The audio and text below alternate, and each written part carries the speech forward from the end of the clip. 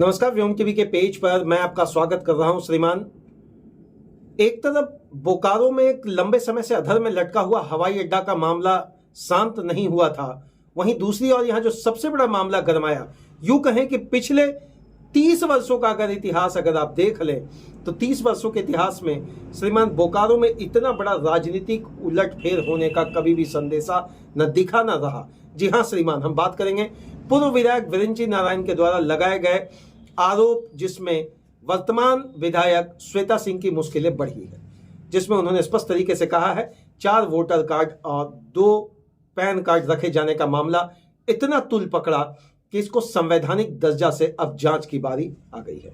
जांच भी पूरा हो गया है, रिपोर्ट केवल सबमिट किया जाएगा। और क्या विरिंची नारायण हैट्रिक लगाने की तैयारी में है? क्या इस बार फिर भाजपा उनको वहां के सीट से खड़ा करेगी? ये सारी चीजें अनेक सोशल मीडिया के चैनल पर न केवल कयास लगाए जा रहे हैं, बल्कि जीत का समीकरण भी दिखाने का प्रयास बहुत लोगों ने कर दिया।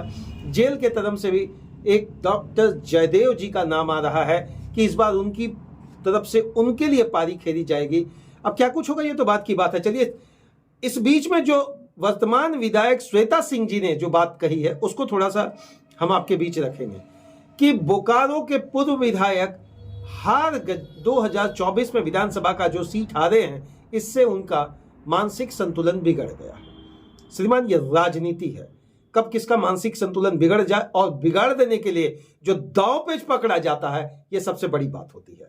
अभी जो दांव पेच का शिकार हो गए हैं, दांव पेच तो कहेंगे सही बात है, लेकिन ये राजनीतिक कुंडली खंगालने के पीछे जो विरिंची नारायण का मनसा था वह यही था कि श्रीमान आपको बताना होगा, श्रीमान आपको दर्शाना होगा, श्रीमान आपको जानना होगा कि जिस संवैधानिक पद पर आप आना चाहते हैं उस संवैधानिक पद की गरिमा को मेंटेन करने के लिए आपका डॉक्यूमेंट्स या डॉक्यूमेंट्री एविडेंस सफिशिएंट है या फेक है। इसी का शिकार हुई बोकारो के विधायक श्वेता सिंह जी। अब रहा कि जांच भी हुआ, रिपोर्ट भी सबमिट हो गया है। अब कितना कम समय में यह रिपोर्ट आम जनता तक आ जाएगा? उपचुनाव का बिगुल बजेगा या नहीं, इसलिए हम कह रहे हैं कि बहुत बड़ा संशय रहता है इन सारी चीजों में, खासकर आय से अधिक संपत्ति में लेकर, डॉक्यूमेंट्री एविडेंस को लेकर, केस की संख्या को लेकर। जब ये सारी चीजें होगी तो भारतीय संविधान के अंतर्गत चुनाव आयोग बहुत बारीक पहलुओं को जांच के आधार पर लेते हुए एक नया समीकरण तैयार न केवल करता है, बल्कि संवैधानिक धाराओं को सामने रखकर ही श्रीमान वह कोई एक्शन लेगा। अब इस एक्शन से किसका होने जा रहा है भला, ये सब तो बात की बात है। लेकिन अभी जो प्रश्न उठा कि आखिर यह घेराबंदी केवल विरिंची नारायण जी की तरफ से हुआ या जयराम महतो जी के साथ, आपको याद होगा VSL के गेट के सामने प्रेम कुमार महतो जी का CISF की लाठी चार्ज के दौरान उनकी मृत्यु हो गई। उस समय जो आमने सामने वाली बात हुई थी, एक तरफ बोलते हैं ना कि 2-2 अगर 4 हो जाए तो आपकी घेराबंदी में भैया उसको आसानी हो जाएगी। न केवल डॉक्यूमेंट्री एविडेंस से भाजपा के वरिष्ठ नेता विरिंची नारायण जी ने घेराबंदी की, वहीं दूसरी ओर जेल कैंप को मिल गया बड़ा दाव, चाहे वो DC ऑफिस में एंट्रेंस को लेकर हो या बैठक में वार्ता को लेकर हो।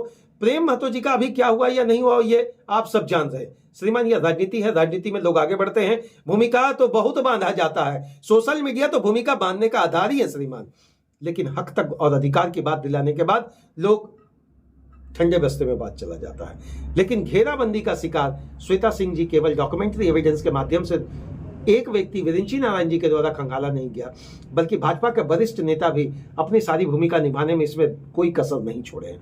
दूसरी ओर जब मिल गया एक बड़ा क्लू, तो इस क्लू का सबसे दूसरा बड़ा फायदा मिलना उठाने के लिए आगे बढ़े जेल कैंप के तरफ। जेल कैंप के समर्थक जेल कैंप न केवल सोशल मीडिया पर पाट दिए हैं उनके विरोध में, बल्कि एक बात और स्पष्ट रख रहे हैं कि बाहर से आकर यहाँ राजनीति अगर आप कर रहे हैं और ये संवैधानिक डॉक्यूमेंट्स को भी अगर आप छेड़छाड़ कर रहे हैं तो श्रीमान आप उस पद पर बैठने के लायक नहीं है। हमारा चैनल इसकी पुष्टि इसलिए नहीं करता कि जब तक नीति और नियति संगत के साथ डॉक्यूमेंट्री एविडेंस को माननीय उपायुक्त महोदय या फिर कोई वरिष्ठ राज्य के या केंद्र के चुनाव आयोग से जुड़े हुए अधिकारी जब तक प्रेस कॉन्फ्रेंस करके इसका घोषणा ना करते, तब तक यह अधर्म हम इसलिए मान रहे हैं क्योंकि मुश्किलें तो बढ़ी है, लेकिन ऐसा नहीं कि मुश्किलें केवल वर्तमान विधायक की बढ़ी है, बल्कि जो विधायक डॉक्यूमेंट्री सिस्टम के माध्यम से एक बड़ा सपना या एक उपचुनाव का दिशा निर्देशन अपने आप में दिखा दिए हैं।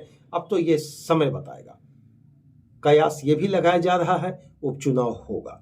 कयास ये भी लगाया जा रहा कि पार्टी फिर से बिरिंची नारायण जी को पर ही दाव खेलेगी। कयास ये भी लगाया जा रहा कि श्रीमान JLKM ने जिस पर दाव खेला था इस बार पार्टी चेहरा बदलेगी। क्या कुछ होगा, लेकिन मुश्किलें बढ़ने से छींटाकशी का दौर जारी है। अब तो बंद लिफाफे में जो चिट्ठी माननीय श्वेता सिंह जी ने भेजी है उस पर क्या कुछ होना है, यह बहुत लंबा समय आपको इंतजार नहीं करना पड़ेगा। कम समय में आपके क्षेत्र में हो सकता है हो जाए उपचुनाव। लेकिन एक बात हम तो पूछेंगे कि इस पेज से श्रीमान हमने भी जानने का कोशिश किया कि क्या यह सही था, या अगर ऐसा किसी भी क्षेत्र में हो रहा विधानसभा में तो उस पर क्या कानूनी कार्रवाई होगी। केवल विधानसभा रद्द होगा या केवल विधायकी हाथ से जाएगी, या संवैधानिक संरचनाओं के साथ चुनावी प्रक्रियाओं का अनदेखी करने के लिए भी कोई बड़ी प्रावधानिक सजा का स्टेप उठाया जाएगा। इतना आसान नहीं है। वर्तमान में विधायक श्वेता सिंह मुश्किलों में जरूर हैं। अटकलें ये भी लगाया जा रहा कि चंद दिनों में चुनाव का बिगुल बच सकता है। लेकिन मैं स्पष्ट तरीके से कह रहा हूं, धारा 191 की बात कर लें या धारा 192 की बात कर लें, जब तक प्रत्यक्ष रूप से आपके तक नहीं पहुंच जाए तब तक श्रीमान इसको हम जल्दबाजी करेंगे। बहुत बहुत धन्यवाद। जोहार झारखंड आप सभी को। बोकारो विधानसभा का करवट लेना तय है ऐसा बताया जा रहा। बोकारो विधानसभा में उपचुनाव होगा ऐसा मन में आस है। बोकारो विधानसभा को फिर से वही आस और विश्वास के अंतर्गत क्या कुछ राज्य चुनाव आयोग, केंद्रीय चुनाव आयोग के दिशा निर्देशन पर नया स्टेप लेता है। तब तक के लिए आप सभी को झारखंडी जोहार, और विश्लेषणात्मक तरीके से हर चीजों को आपके तक पहुंचाएंगे। इसके लिए व्योम टीवी को सब्सक्राइब जरूर करें। तब तक के लिए जय हिंद।